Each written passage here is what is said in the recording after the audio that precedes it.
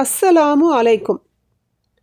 இப்னு Abbas ரலியல்லாஹு அன்ஹு அவர்கள் கூறியதாவது,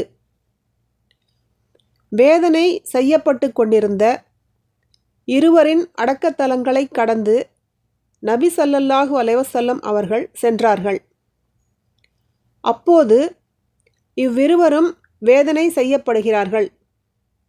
ஆனால் ஒரு பெரிய பாவச் செயலுக்காக இவர்கள் வேதனை செய்யப்படவில்லை. இவர்களில் ஒருவரோ சிறுநீர் கழிக்கும்போது உடலை மறைக்காதவர், இன்னொருவரோ கோள் சொல்லித் திரிந்தவர் என்று கூறினார்கள். பின்னர் ஈரமான ஒரு பேரீச்ச மட்டையை இரண்டாக பிளந்து இரு கபறுகளிலும் ஒவ்வொன்றை நட்டார்கள்.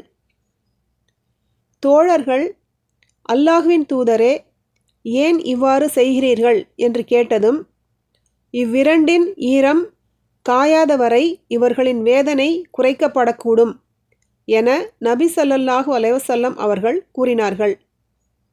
சஹீஹ் புகாரி 1361, அத்தியாயம் 23, ஜனாசாவின் சட்டங்கள்.